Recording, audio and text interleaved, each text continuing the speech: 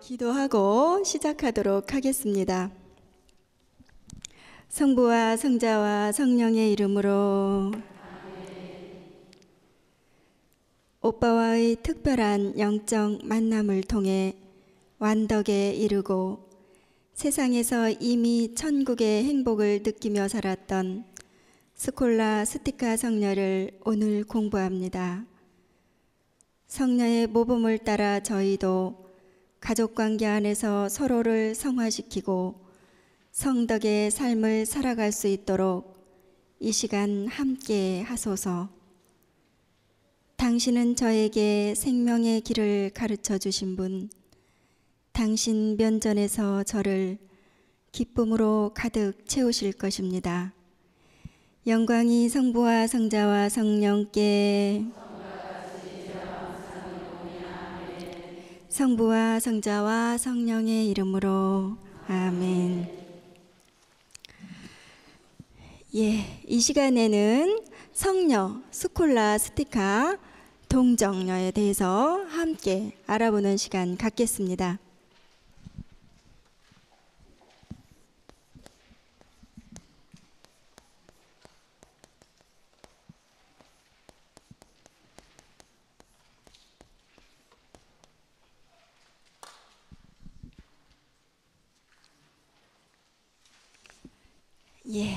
이 성녀 스콜라스티카는 수도원 창립자로 아주 유명한 성 베네딕토 성인의 동생입니다. 5세기 말경 로마 누르시아라는 농촌 도시에서 태어났습니다. 어머니는 이 성녀가 출생한 후 1년도 못 되어서 세상을 떠나시게 됩니다. 그래서 성녀는 오빠와 같이 이 아버지 밑에서 양육되었고, 어려서부터 그 하느님을 두려워하고 공경하며 이렇게 그런 마음을 간직하면서 자랐습니다. 그리고 오빠 베네딕토가 그 세속의 소란함을 떠나서 깊은 산속에 들어가 그 엄격한 그런 수도 생활을 할 때에도 이 성녀는 아버지와 함께 이렇게 지내게 됩니다. 스콜라스티카 성녀는 아주 아름다웠다고 이렇게 전해집니다. 뿐만 아니라 가정이 아주 굉장히 부유했으므로 이 나이가 차자 홍기가 되자 그 로마에 있는 귀족 청년들로부터 많은 이런 청혼을 받게 됩니다. 그러나 이 성녀께서는 그런 청혼을 혼담을 모두 어떤 그 마음에 흔들림 없이 이렇게 물리칩니다. 왜냐하면 그 자기 자신도 오빠처럼 오빠와 같이 일생을 하느님께 봉헌하면서 살기를 원했기 때문에 그렇습니다.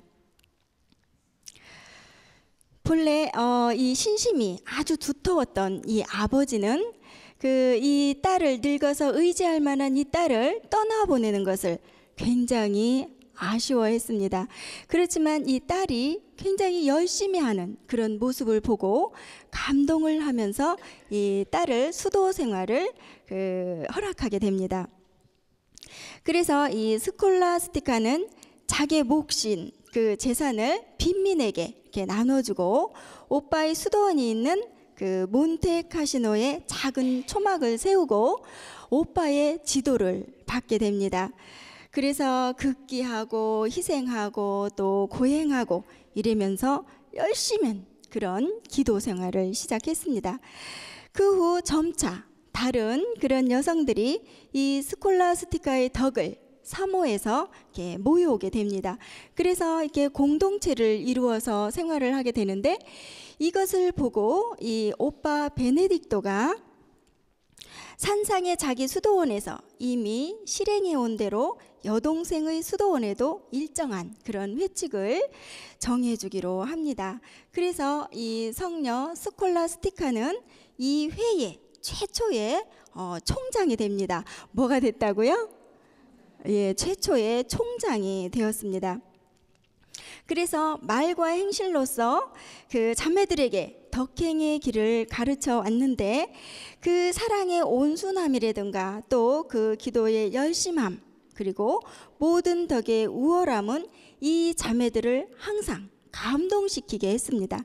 그래서 그 자매들은 이 성녀를 보면서 저분은 참으로 천사지만 우리에게 신앙생활의 모범을 보여주시기 위해서 임시 인간의 모습을 취하고 계시는 분이 아닐까? 이렇게 말하게끔 했다고 합니다. 거기 따옴표 있는 부분 중요하니까 우리 한번 읽어볼까요? 시작.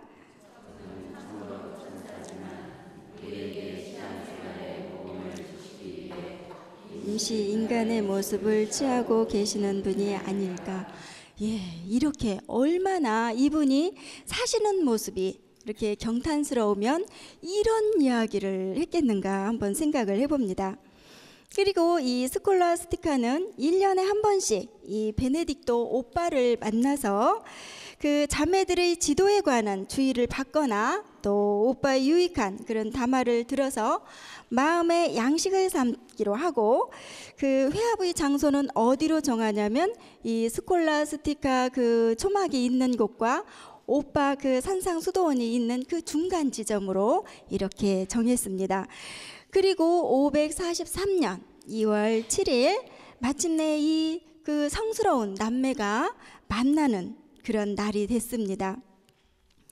이 스콜라스티카는 그때 성령의 특별한 그런 묵시를 받고 오래지 않아 자기가 이 세상을 떠날 것이라는 것을 알게 됩니다. 그러나 그것이 이 스콜라스티카 성녀에게 어떤 근심이 되거나 그러지 않고 오히려 기쁨이 됐습니다. 참 그렇게 하기가 힘들지요. 내일 모레 내가 이 세상을 떠날 거라고 생각이 된다면 기쁨 속에 있을 그런 분들이 몇 분이나 될까요? 우리 한번 좀 이렇게 생각해 볼 문제입니다. 그리고 이 그런 기쁨 그 속에서 그는 두세 명의 이 자매를 데리고 오빠와 만나게 될 그 촌집으로 향했습니다. 하늘은 정말 맑게 개었고 또 이 남쪽 유럽의 봄 날씨가 아주 화사하고 화창했습니다. 그리고 뜰에도 목장에도 아주 꽃이 이렇게 만발하게 피어 있는 그 산길을 따라서 이 오빠를 만나러 가고 있는 겁니다. 오빠 역시 그 산상의 수도원에서 두세 명의 그 형제를 동반하고 내려왔습니다. 스콜라스티카는 그 이 세상에서는 다시 이 오빠를 보지 못하리라는 그런 것을 잘 알고 있었습니다. 그럼에도 불구하고 그런 세상의 슬픈 점에 대해서는 일절 상관하지 않고 다만 무궁무진한 그런 천당의 행복에 대해서만 이 오빠와 이야기를 나눴습니다. 시간 가는 줄도 모르고 하늘나라에 대해서 이렇게 이야기를 하고 있는 동안 어느덧 석양은 하늘을 빨갛게 물들이고 그 서산으로 사라졌습니다. 이별하기는 정말 섭섭했지만 이 베네딕토 성인은 어둡기 전에 산상의 수도원에 돌아가려고 일어섭니다. 이때 스콜라스티카가 오빠를 붙잡으면서 그렇게 이야기를 합니다. 조금만 더 있어 달라고, 그리고 그 천상에 대해서 이야기를 조금만 더 해달라고 이렇게 이야기를 하지요. 그때 이 베네딕토 성인이 대답하기를 뭐라고 대답을 하냐면은, 이미 아는 바와 같이 회의 규칙은 엄격하다. 오늘은 대단히 늦었으므로 서로 급히 수도원에 돌아가지 않으면 안 된다. 이렇게 이야기를 합니다. 그 아주 굉장히 그 오빠는 그 회칙에 충실하고 그 이 동생한테 그렇게 이야기를 하는데, 이 스콜라스티카는 마음이 어떻겠어요? 굉장히 아쉽고 정말 조금 더 있고 싶고 그랬겠지요. 그 부분을 우리 한번 읽어볼까요? 시작. 이미 아는 바와 같이 회의 규칙은 엄격하다. 오늘은 대단히 늦었으므로 서로 급히 수도원에 돌아가지 않으면 안 된다. 예, 이렇게 대답을 합니다. 이때 이 그 동생 스콜라스티카는 이별의 슬픔을 참지 못하는 듯이 얼굴을 땅에 대고 기도를 바쳤습니다. 그랬더니 그렇게 맑고 화창했던 그런 하늘이 갑자기 흐려지더니 그 폭풍우가 몰아닥쳤습니다. 집이 떠나갈 듯한 그런 바람 소리, 그리고 창에 부딪혀 폭포와 같이 흐르는 폭우의 맹렬함에 막 집을 떠나려고 했던 이 베네딕토 성인은 어이가 없는 듯이 이렇게 머뭇거리게 됩니다. 이러한 상태에서는 정말 도저히 갈 수 없다고 생각을 했습니다. 이것을 본 스콜라스티카는 오빠에게 그렇게 이야기를 합니다. 자, 보십시오. 오빠가 내 원의를 들어주지 않으므로 나는 지금 하느님께 기도를 바쳤습니다. 그러자 하느님께서는 즉시 내 기도를 들어주셨습니다. 라고 대답을 했습니다. 이 부분도 우리 한번 다 함께 읽어볼까요? 시작. 자, 보십시오. 오빠가 내 원의를 들어주지 않으므로 나는 지금 하느님께 기도를 바쳤습니다. 그러자 하느님께서는 즉시 내 기도를 들어주셨습니다. 예, 이렇게 말을 했습니다. 이 기적을 보고 베네딕토 성인은 하느님의 성의가 무엇인지를 알고 그날 밤 이 동생과 함께 머물기로 합니다. 그들은 정말 성인의 행복과 천사의 환희 등에 대한 거룩한 화제로 하룻밤을 이렇게 보냈습니다. 그 후 3일째 되던 날 이 산상수도원으로 돌아온 베네딕토 오빠가 한 방에서 이렇게 그 기도를 몰두하고 있다가 얼핏 창밖을 보게 됩니다.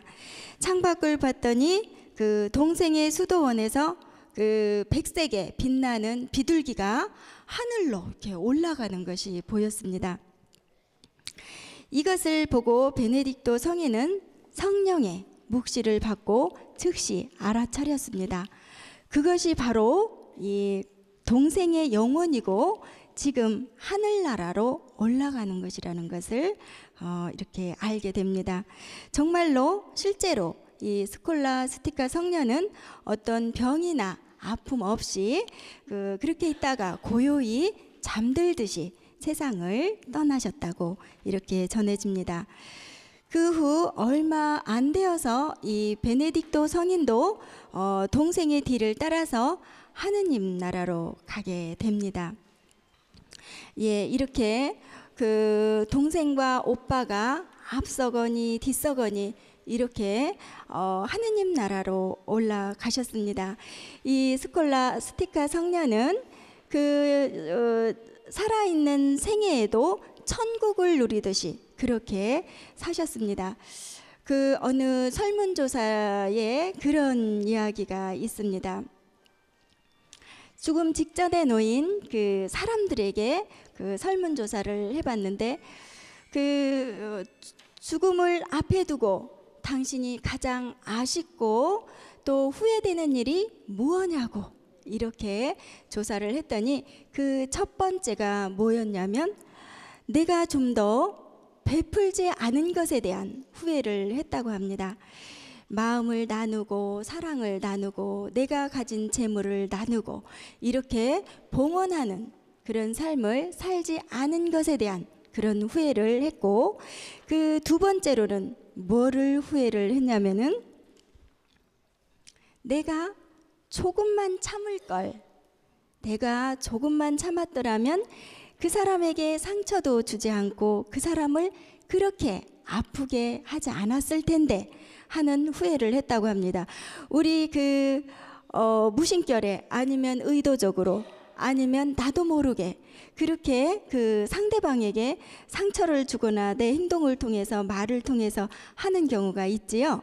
그 죽음 직전에 놓인 그런 분들이 두 번째로 후회했던 부분이 그렇게 내가 조금만 인내하고 참고 이웃을 사랑할 걸 하는 후회를 했다고 합니다.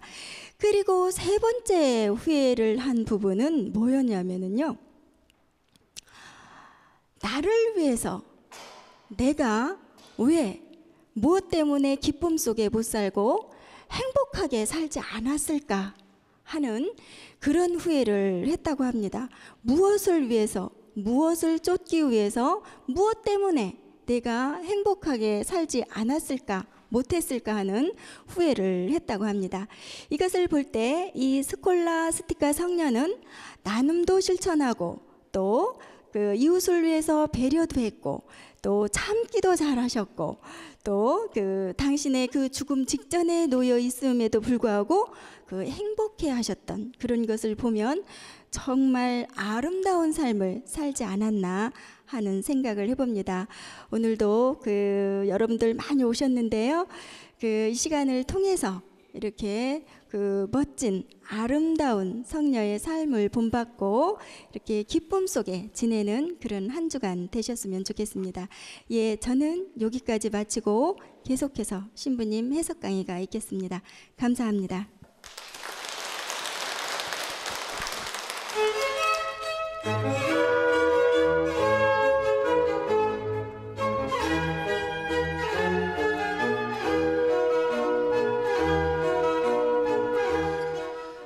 일주일 동안 기쁘게 지내셨어요?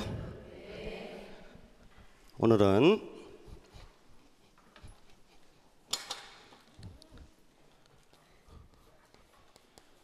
스콜라스티카. 이름 참 길지요?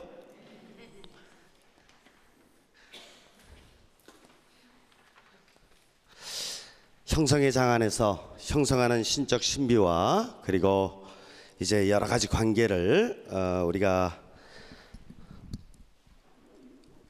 생각해 볼 수 있습니다. 제가 이렇게 성인 성녀님들을 해석하고 있는데 여러분들도 한번 스스로 나 같으면 이렇게 해석해 보겠다 라는 거 한번 생각하시면 좋겠고, 해석 방법은 굉장히 다양하기 때문에 여러분들 나름대로의 해석 능력도 키워가시면 좋겠습니다. 시청자 여러분들, 특별히 여러분들에게는 하나님께서 놀라운 잠재 능력을 많이 주셨으니까 여러분들도 그 능력을 발휘해서 이런 성인 성녀님들을 한번 해석해 볼 때 여러분들 스스로 더욱더 큰 성장을 할 수 있겠고 성인 성녀분들을 잘 닮아갈 수 있을 것입니다. 스콜라스티카 성녀는 로마에서 태어났죠. 탄생 연도를 보면은 5세기 말이라고 그랬죠. 5세기 말부터 몇 년까지 살게 되는 거냐면은 543년. 그런데 5세기 말 그러면은 참 알기가 힘들어요.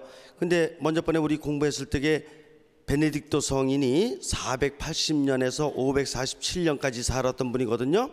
그러면은 오빠가 480년에서 547년까지니까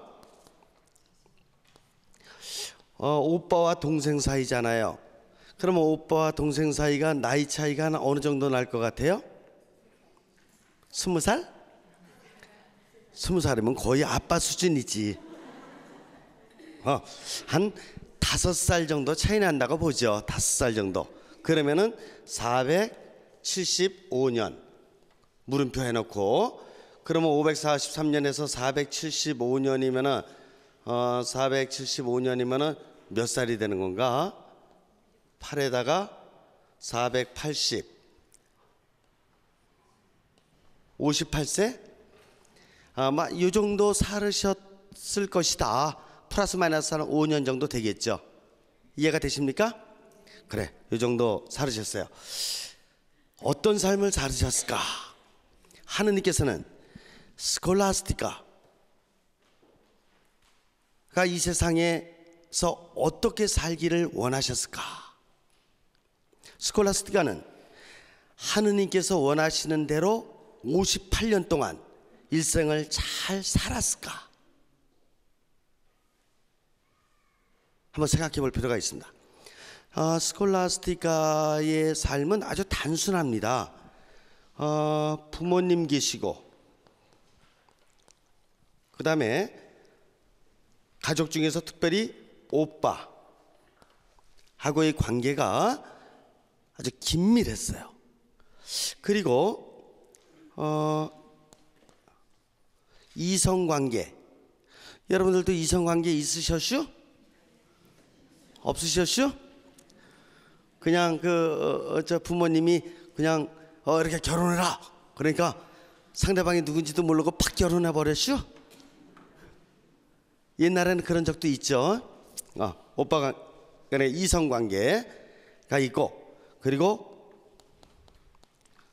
수도원 가족들과의 관계, 아마 이분들과의 관계가 스콜라스티카가 만났던 가장 중요한 사람들이었다, 이렇게 볼 수 있습니다. 부모님 중에서도 모친은 한 살 전에 어떻게 하셨다 그랬어요? 선종하셨다 그랬죠? 그러니까 이제 부친밖에 안 남았네요. 그런데 부친께서는 대단히 훌륭하셨던 분이셔요. 그 오빠 베네딕토도 잘 기르기 위해서 로마로 유학을 보내서 거기에서 여러 분면의 학문을 통달할 수 있도록, 그런데 오빠가 가서 유학 생활을 하는 동안에 가만히 보니까 그 학교에 학생들이 풍기문란했다 그랬어요. 그래가지고 너무나 잘못된 삶을 살고 있고, 그러니까 학교 공부를 그만두고 수도원 쪽으로 갔다 그랬잖아요. 제가 지난 시간에 이 강의를 이미 해드린 바가 있습니다. 그래갖고 이제 오빠는 이제 수도원 생활을 하게 되는 거야. 그런데 이 동생이 아버님의 영향을 받아가지고 나름대로 아마 태어나면서부터 뭐 몇 살이라고 볼 수는 없겠지만 그래도 10살부터 한 20살까지는 열심히 공부하고, 또 부친이 신심이 깊으신 분이었으니까 열심히 기도 생활하면서 청소년 시기를 잘 지냈다, 이렇게 볼 수가 있습니다. 잘 지낸 게 문제였슈. 잘 지내는데 무슨 문제냐 하면은, 지금 아버님께서, 어머님은 돌아가셨지, 나이는 먹어가지, 그러다 보니까 의지할 데도 없지. 그러니까 요 이쁜 딸내미 녀석을 옆에다 두고 싶은 거야. 그런데 요 이쁜 딸내미 녀석은 부친의 영향을 잘 받은 바람에 지성적으로도 훌륭한 성장을 했지만 영적으로 대단히 훌륭하게 자랐기 때문에 벌써 뭐를 깨닫고 있었냐면은, 형성하는 신적 신비 그분께서 나를 왜 이 세상에 태어나게 해주셨느냐 라는 걸 깨달았어요. 나는 그분의 뜻을 따라 일생을 살고 싶다, 이런 마음의 씨앗이 생겼던 거예요. 아버지는 나랑 같이 있고 같이 살자 이렇게 얘기했지만은 아닙니다. 저는 아버지의 뜻도 좋지만 하느님 아버지의 뜻을 따라가야 됩니다 라고 했으니까, 아버님께는 결국 뭐가 되는 거예요? 어떤 의미에서는 불효 같아. 그 연세 높으신 아버님을 갖다가 두고 나는 수도원 간다 이거지. 어떤 의미에서 인간적으로 보면 불효라고 볼 수도 있잖요. 그런데 누구 뜻을 따르는 거냐? 형성하는 신적 신비 삼일째 하느님의 뜻을 따랐으니, 어떤 의미에서는 그 청소년 시절에 이미 아버지의 뜻을 초월하는 하느님 아버지의 뜻을 깨닫고 있었다. 그래서 나중에 부친께서도 어떻게 합니까? 허락하셨다 그랬어요? 안 하셨다 그랬어요? 기꺼이 기쁜 마음으로 허락을 하시면서 얘야 괜찮다. 나는 혼자 있어도 괜찮으니까 너는 가서 수도 생활에 정진하여 성덕을 쌓고 많은 사람들에게 좋은 빛이 되어라. 이렇게 허락을 해주신 것입니다. 그래가지고 어디로 가냐면은 오빠를 찾아가는 거지. 유학을 떠났던 오빠, 지금 수도원에 가서 있는 오빠, 그 오빠를 찾아가는 곳이에요. 그래서 그 오빠를 만나서 오빠, 내가 아버지를 떠나서 왔는데 나도 오빠같이 이런 삶을 좀 살아갈 수 있도록 인도해 줬으면 좋겠습니다. 그래가지고 오빠 수도원 옆에 이제 작은 이렇게 오늘날은 아파트지만 그 당시에는 아파트가 없으니까 아지트를 하나 집을 한 채 마련해 놓고 거기에서 혼자서 이제 수도 생활을 하는 것입니다. 이걸 독수 생활이라 그래요. 혼자서 하는 수련 생활. 이 생활을 이렇게 하고 있는데 이 소문이 점차적으로 퍼져나가니까 마을에 또 인근에 여러 소녀들이, 청년들이 찾아 들어오는 곳이죠. 그래서 함께 모여서 이제 수련 생활을 같이 하게 되고 이러다 보니까는 오빠가 그래 어차피 공주 생활을 이렇게 할 바에는 회칙도 있어야 되겠고 그리고 수도회로서의 여러 가지 면모도 제대로 갖추는 게 좋겠다. 그래가지고 회칙을 건네줬다고 조금 아까 우리 선교사님 강의 때 다 들었던 거죠. 그래서 이제 수도원 생활이 이루어지는 것입니다. 그런데 수도원 생활이 이루어지기 바로 직전에 무슨 사건이 발생되냐면은 로마의 귀족 집안의 청년들이 청혼을 하는 거야. 저 아름다운 여인, 참 덕스러운 여인, 저 여인과 결혼하고 싶다. 그래가지고 계속해서 청혼을 하는데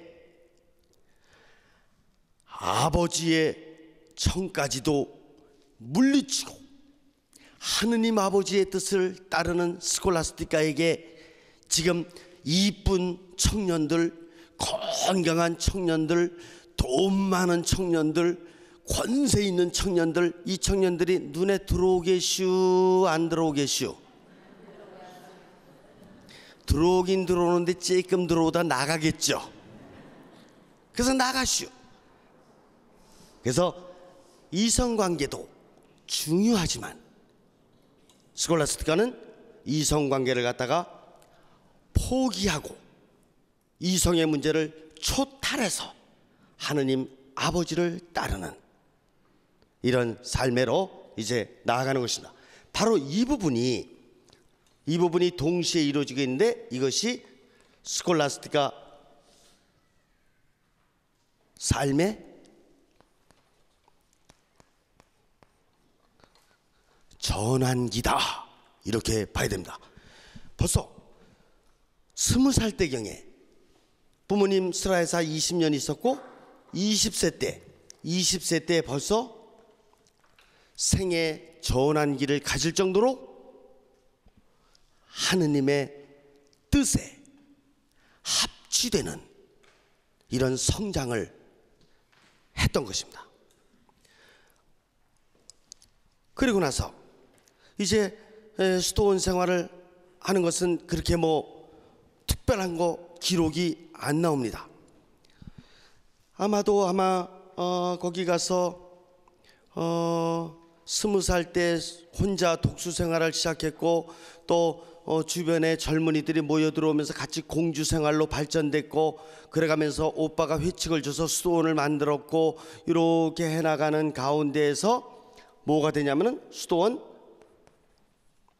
총장이 되었다고 했는데, 오늘날도 그렇지만 옛날에도 그랬을 거예요. 수도 생활 시작하면은 매년 서원이라는 걸 해나가게 되고, 오늘날도 한 10년 정도 지내야지 종신 서원을 하게 되고, 그리고 나서 이제 총장님도 될 수 있는 자격도 얻게 되고, 이런 여러 가지 과정들이 있죠. 그런데 이때는 스콜라스티카가 수도원을 창립한 거나 마찬가지 결과이기 때문에 무슨 뭐 다른 여러 가지 규정이나 이런 거는 영향을 받지 않겠지만, 20살 때부터 아마 25살 때까지는 아마 이렇게 수도 생활을 갖다가 이렇게 찾아온 젊은이들과 함께 했을 것이고, 그 다음에 20살 때 다섯부터 한 10년 정도는 이제 서원을 하는 이런 차원에서의 깊은 수련 생활을 했을 것이고, 한 35살 35세에서 한 40세 정도 요때에 초대 총장이 되지 않았겠는가라고 저는 묵상을 하는 것입니다. 그리고 나서 계속해서 이제 이 수도원 가족들하고의 이런 수련 생활이 계속되다가 이제 몇 살이냐, 58세 이제 선종을 하게 되는데, 선종할 적에 누구하고의 만남이 그렇게 중요했냐면은 오빠하고의 만남이 굉장히 중요했었다, 이렇게 봅니다. 그러면 25살 때 이때경에서 수도원을 창설했다면은, 수도원 창설을 했다면은 58세 때 이제 수도원에서 선종을 하시게 되는데, 몇 년이냐 하면은 33년 정도. 그런데 아까 우리 그 강의 때 들었지만은 1년에 몇 번 만났다고 했슈? 1년에 한 번. 그러니까 수도원 창설하고 나서 58세까지 1년에 한 번씩 만났다 그런다 그러면 몇 번 만난 것이 돼요? 33번. 그러니까 오빠하고 33번을 만나는 동안에 수도회를 완덕에 이르는 수도원으로 성장시키고, 본인 역시 하느님께서 기쁘게 받아주실 이런 참 인간으로서, 참 수도자로서의 삶을 완성시킨 바로 그분이 스콜라스티카 성년님이다, 이렇게 볼 수가 있겠습니다. 여기에서 좀 우리가 묵상해 봐야 될 점이 있습니다. 선형성, 형성하는 신적 신비께서 스콜라스티카를 어떻게 선형성 시켜주셨느냐, 어린 시절에 보면은 조금 불우합니다. 무엇보다도 어머니께서 1살 전에 선종하셨으니까 어머니 없는 이런 딸로서 참 보기에 좀 딱하잖아요. 1살도 안 됐는데 엄마 안 계시다. 좀 안 됐지 않요? 좀 안 됐어요. 그리고 아버지 슬하에서 자라면서도 아버지께서 참 말이야 연세가 드시니까 같이 살기를 원한다. 참 얼마나 연민스럽습니까? 그런데도 불구하고 늙으신 아버지를 또 집에 남겨두고 떠나야 된다. 참 청소년 시기에 마음 아픈 일 아니겠습니까? 그런데도 불구하고 하느님께서 뭐로 선형성 시켜주시는 거냐면은 미래 총장으로서 그 미래 성녀가 될 수 있도록 선형성 시켜주셨다는 것을 생각해 볼 때, 스콜라스티카는 하느님의 뜻을 어린 시절부터 깨닫고 하느님께서 원하시는 형성의 길을 향해서 꿋꿋하게 확고하게 방향을 잘 나아갔던 분이었다, 이렇게 볼 수가 있겠습니다.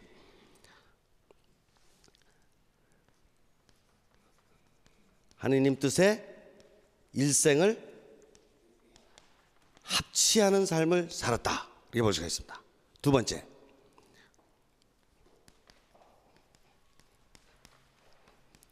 제가 영어 쓴다고 신경 쓰지 마슈. 필요할 때는 좀 썼다가 그리고 잊어버리면 되는 거예요. 인생을 살아가는 데 있어서는 세 가지의 스타일이 있다, 형태가 있다, 이렇게 볼 수가 있겠습니다. 크게 봐서 첫 번째는 우리 대부분이 사람들이 살아가야 되는 결혼 스타일입니다. 결혼이라는 것은 굉장히 좋은 것이죠. 하느님께서 주신 아주 특별한 은총의 길 아닙니까? 그래서 결혼 성소의 길이 있고, 또 하나는 특별 성소의 길이 있다. 이건 뭐냐? 하느님을 위해서 나 자신을 온전히 봉헌하는, 바치는 이런 삶을 살아가겠다. 이게 오늘날 성직자 수도자들이 가고 있는 길이 아닙니까? 이런 스타일이 이슈 없슈? 분명히 있어요. 불교에도 있고 또 타종교에도 있습니다. 그리고 세 번째 스타일이 뭐냐? 세 번째 스타일이 싱글 라이프, 혼자서 살아가는 것이에요. 제가 미국에서 이렇게 공부를 할 적에 교수단이 7명이 있는데 6명이 혼자 사는 사람들이에요. 혼자서 교수까지 됐고 그 중에서 4분이 여성이에요.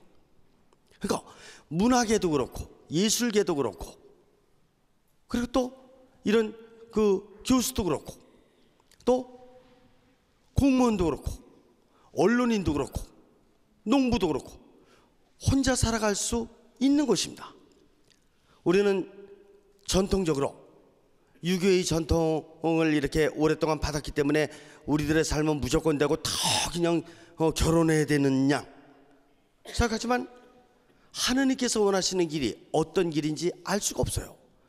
2000년 그리스도의 역사 안에서 놓고 보면 결혼 생활하고 살다가도 둘 중에 한 분이 돌아가시면은 나머지 한 분이 수도 생활하는 경우도 있었고, 성직 생활하는 경우도 있었고, 또 성직 생활, 수도 생활을 하고 그러다가도 또 바깥에 나와서 다시 결혼 생활로 돌아간 사람도 거의 없기는 없지만 이슈 없슈 있는 것입니다. 그렇기 때문에 라이프 스타일은 어떻게 꼭 가야 된다라는 것이 아니라 하느님께서 어떻게 인도해 주실지 아무도 모른다, 이렇게 봐야 될 것입니다. 그러나 하느님의 뜻에 보다 더 접근해가는 쪽으로 노력을 해야 할 것이다. 이거 하나만이 분명한 진리일 것입니다. 그래서 스콜라스티카는 아버님도 그러셨을 것이고, 또 주변의 그 좋은 청년들도 결혼의 구원을 많이 했지만 이 길을 포기하고 어떤 길을 선택하느냐 하면은 성소의 길을 선택을 했던 것입니다. 오늘날의 많은 젊은이들도 바로 이런 인생의 길에 대해서 정확한 이해를 하고 있을 때 앞날에 아주 훌륭한 성수자들도 많이 나올 수 있을 것이고, 또 뭡니까? 혼자 살면서 나름대로의 좋은 역할을 할 수 있는 그런 훌륭한 사람들도 많이 나올 수 있겠다, 이렇게 생각을 합니다.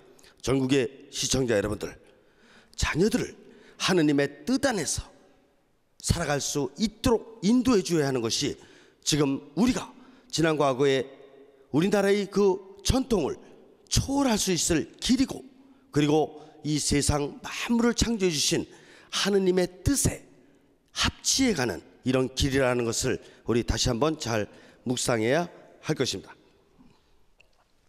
그래서 성소의 길을 선택해서 쭉 가는 동안에 한 33년 동안 수도원에서 가족들과 함께 열심히 신앙생활을 잘했고, 열심히 신앙생활을 잘했다라는 것을 한 번에 알아들을 수 있는 비유가 있습니다. 아까 성교사님 비유를 갖다 다 말씀하셨기 때문에 제가 간단히 말씀드리지만, 마지막 오빠하고의 만남에 이제 33번째 만남에 헤어지기가 싫은 것이에요. 그래서 어떻게 했습니까? 기도를 했어요.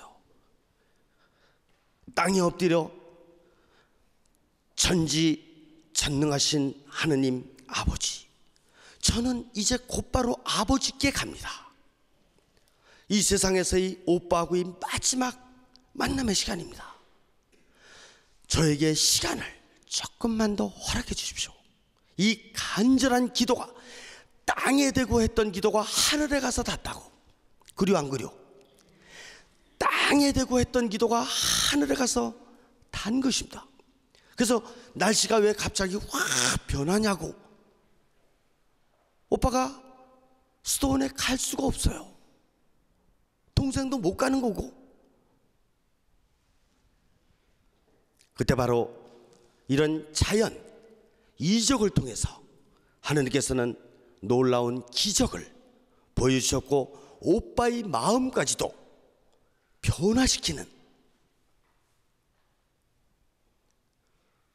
이런 능력을 형성하는 신적 신비께서 보여주셨던 것입니다. 이런 삶은 하나님의 뜻에 합치된 사람만이 경험할 수 있을 그런 삶입니다.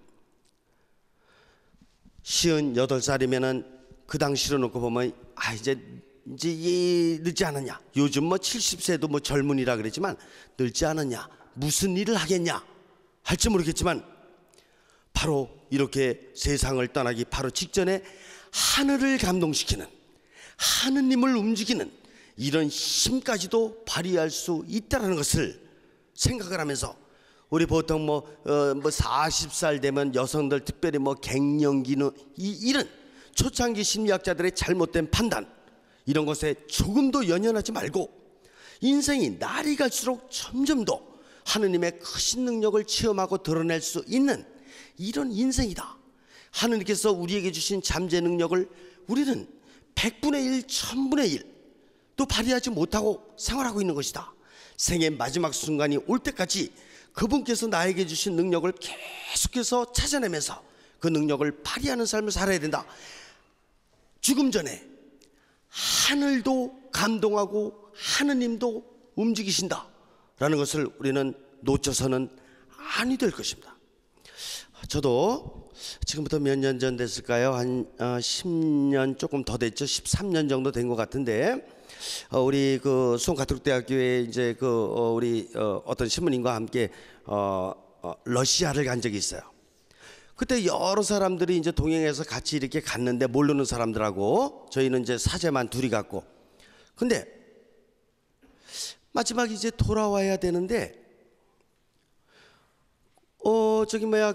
하루 전날 이렇게 해가지고 예약이 제대로 잘 된 건지 다시 한번 확인도 다 했고 그랬는데, 막상 공항에 도착해 보니까 비행기표가 없대요. 그 왜 없냐? 그거 다 나갔대요. 그러니까 사람들이 동요하기 시작하죠. 그래서 여기서 두 사람은 못 간대요. 그래서 그러냐? 근데 우리들도 일정이 사실 상당히 중요한 일정이 있었거든요. 그러나 어떻게 합니까? 그래서 즉시 우리 신부님하고 눈을 딱 보니까 우리가 있자는 거지 왜 또 하필은 두 명이냐고. 그래가지고 다른 사람들 이제 이렇게 마음이 초조하고 긴장되고 이러니까, 여러분들 갈 수 있습니다 해놓고 나서, 저희들도 처음 만난 사람들이에요. 한국 사람들 다 태워갖고 다 보내놓고, 그리고 둘이 이제 공항 밖에 저기 나가가지고 뭐 했냐? 담배 태웠죠. 그 담배한테 쫙 태우고 있고, 이제 시간은 이제 다 됐기 때문에 우리 어디로 갈까?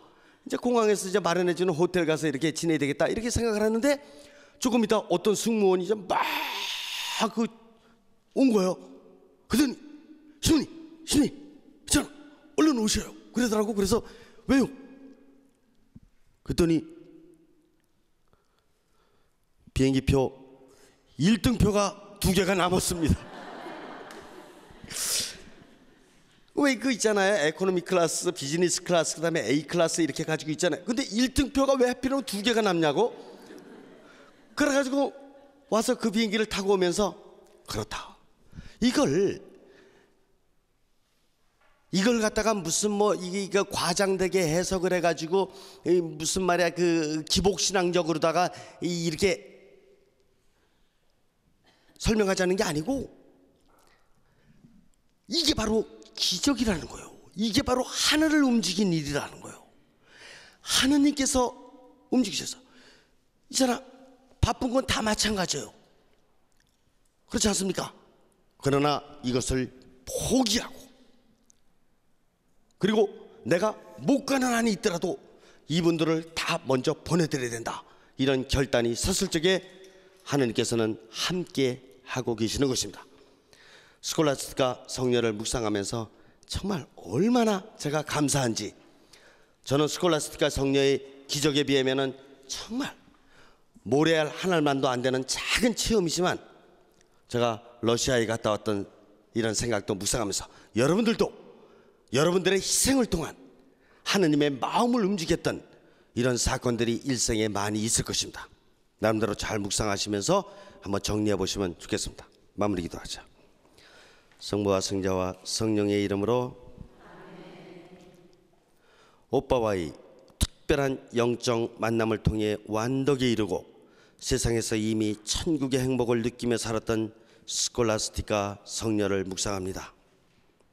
성녀의 모범을 따를 수는 없지만 저희들도 죽는 날까지 가족관계 안에서 서로를 성화시키고 저희들이 머무는 모든 자리에서 함께 성덕의 삶을 쌓아갈 수 있도록 인도해 주시기를 청합니다. 형성하는 신적 신비이신 당신은 저에게 생명의 길을 가르쳐 주신 분, 당신 면전에서 저를 기쁨으로 가득 채워주실 것을 믿습니다. 영광이 성부와 성자와 성령께 성부와 성자와 성령의 이름으로 고맙습니다.